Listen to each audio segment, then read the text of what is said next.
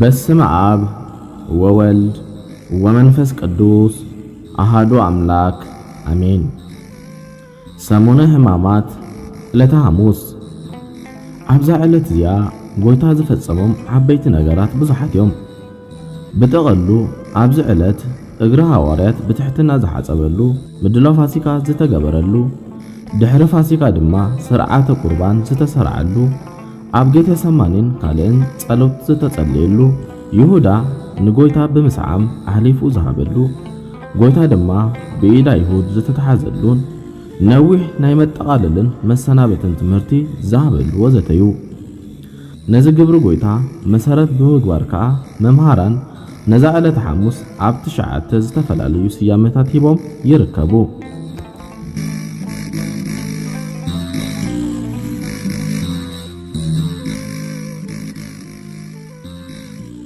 ቀዳማይ መዓልቲ ጸሎት ወይውን ጸሎተ ሐሙስ። ጎይታናን መድኃኒናን ኢየሱስ ክርስቶስ ብተዋሃዱ ፍጹም አምላክ ፍጹም ሰብ ምዃኑ ንምግላጽን ንምርዳእን ከምኡውን ኣርአያን ምዃን ጸሓፍቲ ፈሪሳውያን መጺኦም ክሳብ ዝሕዝዎ ክጸልይ ዝሓደረሉ ዕለት ስለ ዝኾነ መዓልቲ ጸሎት ትበሃል። ማቴዎስ ወንጌል ምዕራፍ 26 ካብ ፍቕዲ 36 ክሳብ 46፣ ዮሐንስ ወንጌል ምዕራፍ 17። ንሕና እውን ናብ ፈተና ከይንኣቱ ብጸሎት ክንነቅሕን ከየባትኽና ክንጸልይ ከም ዝግባአና በዚ ዕለት እዚ ምሂሩናዩ። ብሓፈሻ ኣብዚ ዕለት እዚ ጎይታ ኣብ 3 ቦታ ጸሎት ከም ዝገበረ ስለ ዝጥቀስ መዓልቲ ጸሎት ተባሂሉ ክጽዋዕ ዝሰማማዕ ስያሜ እዩ። እዚ ኸኣ ጎይታ ቀዳማይ ነቲ ሕብስት ኣብ ጽርሐ ኒቆዲሞስ ቅድሚ ምብራኹ ምጽላዩ፣ እቲ ኻልኣይ ድማ ኣብ ወንጌል ዮሐንስ ምዕራፍ 17 ዘሎ ብዙሕ ምስጢር ዘለዎ ጸሎት ምጽላዩን፣ እቲ ሳልሳይ ድማ ቅድሚ ብኣይሁድ ምትሓዙ ኣብ ጌቴሰማኒ ዝጸለዮ ጸሎት ብምህላው እዩ።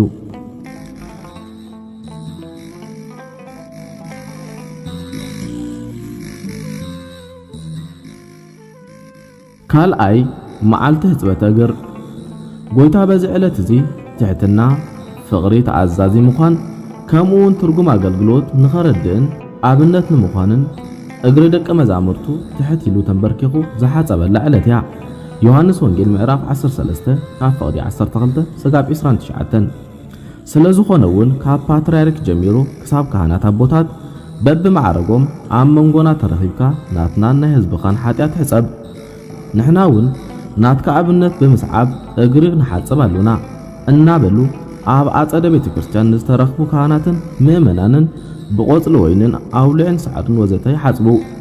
እዚ ኸኣ ጎይታ ሓጢኣት ደቂ ሰባት ክሓጽብን ከጽርይን ዝመጸ ምዃኑ ብምሳሌ ኣርኢናዩ። ብኻልእ ድማ ንሃዋርያት ምስጢረ ጥምቀት ዝፈጸመሉ ዝሰርዓሉን ዕለት እዩ።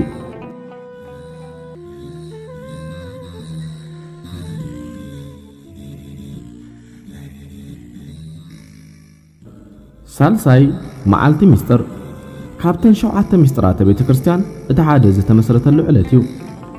ክበልዕ ከሎ ኢየሱስ እንጀራ አልዓለ፣ ባሪኹ ቆሪሱ ነቶም ደቀ መዛሙርቱ ሃቦም፣ እዚ ስጋዩ ውሰዱ ብልዑ። ጽዋ አልዒሉ ኣመስጊኑ ድማ ከምዚ እናበለ ሃቦም፣ እዚ ምእንቲ ብዙሓት ድሕነት ሓጢኣት ዝፈስስ ዘሎ ናይ ሓድሽ ኪዳን እንደመይሞ ካብዚ ኩልኻትኩም ስተዩ እናበለ ሃቦም። ማቴዎስ ወንጌል ምዕራፍ 26 ካብ ፍቕዲ 26። በዚ ድማ ንሕና ቅዱስ ስግኡን ክቡር ደሙን ተቐቢልና ምስኡ ፍጹም ሕብረት ክህልወና ንዲያብሎስ ፍጹም ስዒርና መንግሥተ ሰማያት ክንወርስ ምእንታን ዝተሰርዓልና እዩ። ነዚ መልእኽቲ ምኽንያት ብምግባር ምእመናን ብንስሓ ተሓጺቦም ስጋው ደሙ ክቕበሉ ኣጥቢቓ ቤተ ክርስቲያን ተተሓሳስብ እያ።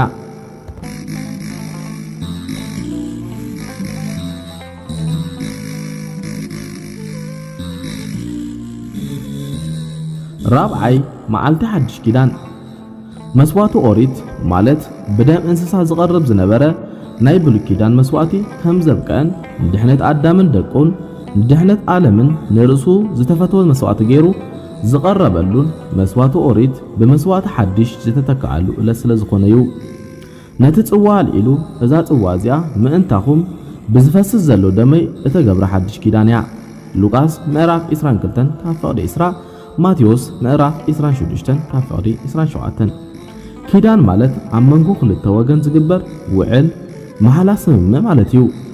በዚ መሰረት ከዓ ጎይታና መድኃኒናን ኢየሱስ ክርስቶስ ምስ ደቂ አዳም ደሙ ብምፍሳፍ ስጉ ብምቁራስ ዘለዓለማዊ ሓድሽ ኪዳን ዝፈጸመሉ ዕለት እዩ።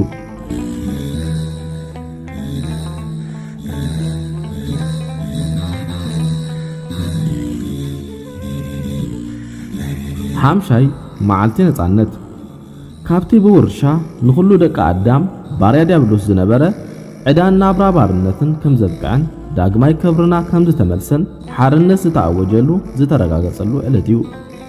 እቲ ካብ ኣቦይ ዝሰማዕክዎ ዘበለ ንዓኻትኩም ስለ ዘፍለጥክኹም እየ ኣዕሩኽተይ ዝበልክኹም። ባርያስ ጎይቱ ዝገብሮ ኣይፈልጥን እዩ እሞ ደጊም ባሮት ኣይብለኩም እዩ። ዮሐንስ ወንጌል ምዕራፍ 15 ካብ ፍቕዲ 15 ኩልና ውልድ ክርስቶስ ዝኾና ካብ ባርነት ኃጢአት ርሒቕና ግብሪ ጽድቅና ሰርሕና ምስ ኣምላኽና ንተዓረቐሉ ምግባር ክህልወና ይግባእ። ደጊም ባሮት ኣይክትበሃሉን ኢኹም ተባሂልና ኢና። ዘለና ዝተዋሃበና ጸጋ ክብርን ሸለሊልና ካብ ርትዕቲ ሃይማኖት ርሒቕና ሰናይ ምግባር ኣጥፊእና ዳግማይ ባርያ ዲያብሎስ ከይንኸውን ክንጥንቅቕ ይግባአና። ቀዳማይ ጴጥሮስ ምዕራፍ 2 ካብ ፍቕዲ 10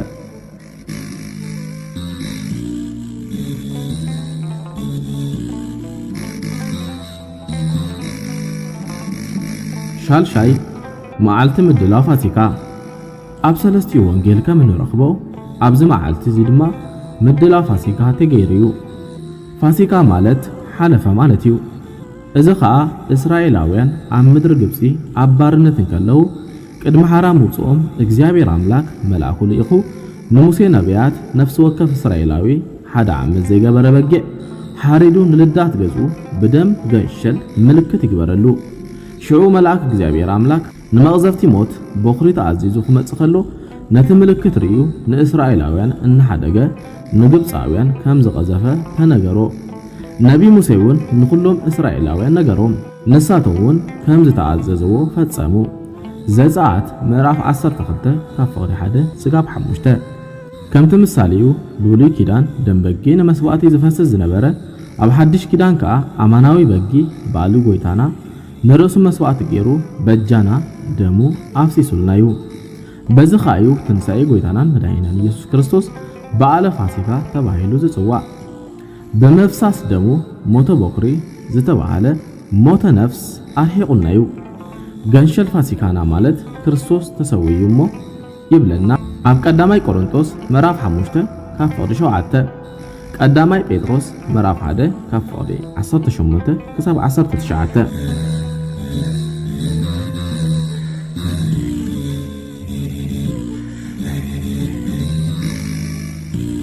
ሻውዓይ መዓልቲ ትእዛዝ ኣብዛ ዕለት እዚኣ ጎይታ ዝተፈላለዩ ክግበሩን ክፍጸሙን ዘለዎም ትእዛዝ ስለ ዝኣዘዘ ናይ ትእዛዝ መዓልቲ ተባሂላ ትፍለጥ። እዚ እውን ኣጋር ሐዋርያት ድሕሪ ምሕፃቡ ንስኻትኩምን ከምኡ ግበሩ ኢሉ ዝኣዘዞ እዩ። እዚ ድማ ናይ ትሕትና ፍቕሪ ኣብነት እዩ። ብዘይካ ምሳሌ እዩ ኣብ ቤተ ክርስቲያን ኣብዚ ዕለት ክፍጸም ንሪኦ ኣብ ሃገርና እውን ኣብ ውሽጢ እቲ ሕብረተሰብ እቲ ትእዛዝ ንዘመናት ዝተፈጸመን ኣብ ስድራ ቤታዊ ምክብባር ኣትሒዙ ዝፍጸም ዘሎን እዩ። ኣብ ከተማታት ምስ ማዕበለ ደኣ እናተረፈ ይኸይድ ኣሎ እምበር እዚ ዓብዪ በረከት ዘለዎ ሰናይ ግብሪ ኣብ ሃገረሰብን ብዓብዪ ድማ ኣብ ገዳማት ሃገርና ጋሻ ኣብ ምቕባል ዝረአ ቀዳማይ ተግባር ብምዃኑ ኣዝዩ ባህ ዘበል ቅዱስ ባህሪ ከም ዝኾነ ዘርኢ እዩ። ጸኒዑ ድማ ክቕጽል ዘለዎ እዩ። እቲ ካልእ ትእዛዝ ድማ ኣብ ጌተ ሰማኔ ናብ ፈተና ከይተኣትዉ ተጊኩም ጸልዩ ኢሉ ብዛዕባ ጸሎት ዝኣዘዞ እዩ። እቲ ሳልሳይ ድማ ስርዓተ ቁርባን ድሕሪ ምስርዑ ከመዝ ግበሩ ተዝካርየ ብዝብል መሰረት ስቕለቱን ሞቱን ትንሣኤኡን ወዘተ እናዘከርና ኣማናዊ ዝኾነ ቅዱስ ስግኡን ክቡር ደሙን ወትሩ ክስራዕ ከም ዘለዎ ተዳሊና ክንቀበሎ ዝኣዘዞ እዩ ነቲ ካልእ ትእዛዝ እውን ከምኡ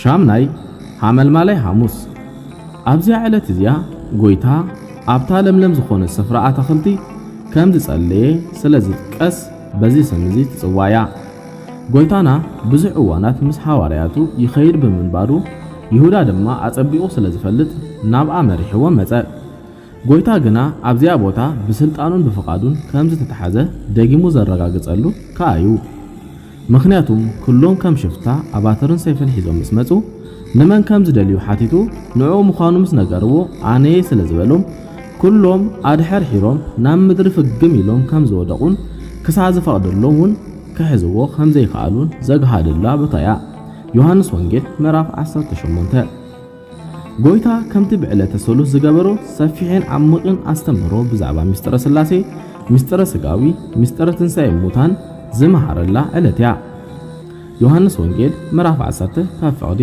16 ነዚ ትምህርቲ ድማ ዓሚቕካ መፍላጥን ምርድኡን ከም ዘደሊ ንኸረድእን ስለዝደለዩ ነዚ ሰፊሕ ትምህርቲ ዝሃቡ እምበር ብተኣምራት ገይሩ በቐሊሉ ከረድኦ ምኻለ በተወሳኺ ምእመናን ኣብ ቤተ ክርስቲያን ተረኺቦም ንዝወሃብ ትምህርቲ ብግቡእ ክከታተሉን ንዘይተረድኡን ክሓቱ ከም ዝግባእ ንመሃር ኢና ከመይሲ ደቂ መዛሙርቱ ጎይታ ነቲ ንሱ ዝመሃሮ ትምህርቲ ክከታተሉ ንዘይተረድኦም ክሓቱን ክርድኡን ኣብዛ መዓልቲ እዚኣ ንርኢና እዛ ዕለት እዚኣ ጎይታ ቅድሚ ስቕለቱን ሞቱን መወዳእታ ሰዓት ምስቶም ዝሓርዮምን ዝፈትዎምን ሐዋርያት ብሓባር ዝተረኸበላ ዘመሃረላን ዕለት እያ እቲ ቅዱስ ቃል እውን ንሱ ናብ ዝቐደመ ክብሩ ናብ ባህሪ ኣቦ ዝኸደላ ግዜ ከም ዝበፅሐት ፈሊጡ ነቶም ዘፍቅሮም ኣብዛ ዓለም እዚኣ ዘለዉ ናቱ ክሳብ መወዳእታ ከም ዘፍቅሮም ዝገልጸላ እያ ስለዚ ፍቕሪ ናይ መወዳእታ መእሰሪ ምዃና እዩ ዝምህረና ካልእ ጎይታና መድኃኒናን ኢየሱስ ክርስቶስ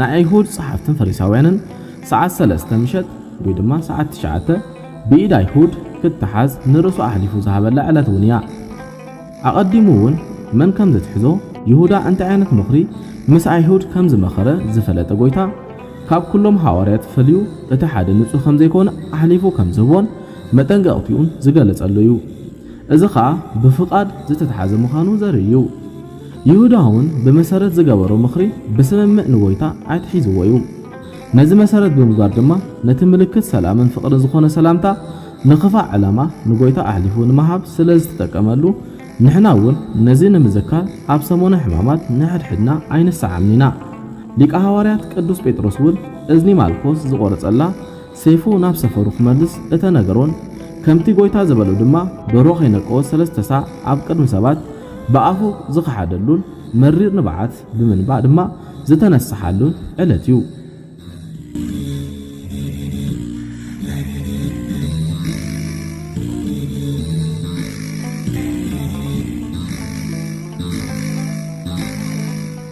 ታሽዓይ ስርዓተ ሐሙስ እዚ መዓልቲ እዚ ካብ ካልኦት ብፍላይ ኣብ ሰሙን ሕማማት ዝቕደሰሉ ዕለት እዩ ይኩን ዳእምበር እቲ ዝፍጸም ስርዓት ቅዳሴ እውን ካብ ካልእ መዓልትን ምሳሌን ብዘለዎ ኣገባብ ቁርፍል ዝበለ እዩ እዚ ኸኣ ኣይሁድ ንጎይታ ንምሓዝ ብናቶም ሓሳብ ኣድብዮም ብስውር ቀሲሎም ዝሓዝሉ ዕለት ስለ ዝኾነ ነዚ ንምዝካር ኣብዚ ዕለት ብላውሳስ ብዘይ ዓው ዝብል ድምፂ ተሰጦ እዩ እቲ ቅዳሴ ዝፍጸም ኣብዚ ዕለት እዚ ከምቲ ጎይታ ንሐዋርያት ዝገበሮ ንሳቶምን ናይድሕዶም ድማ ከምኡ ክገብሩ ስለ ዝተኣዘዙ ቅድስቲ ቤተ ክርስቲያን ድማ ብዝምስጥ ስርዓት ንመዘከርቱ በረከትን ንምውሳድ ሕፅበተ እግሪ ቅድሚ ቅዳሴ ይፍጸም እዩ ድሕሪ ቅዳሴ ድማ ነዚ ዕለት ብፍላይ ዝዳሉ ህብስትን ጥጥቆን ብሓባር ይብላዕ ወስብሐት ለእግዚአብሔር ወለወላዲቱ ድንግል ወለመስቀሉ ክቡር አሜን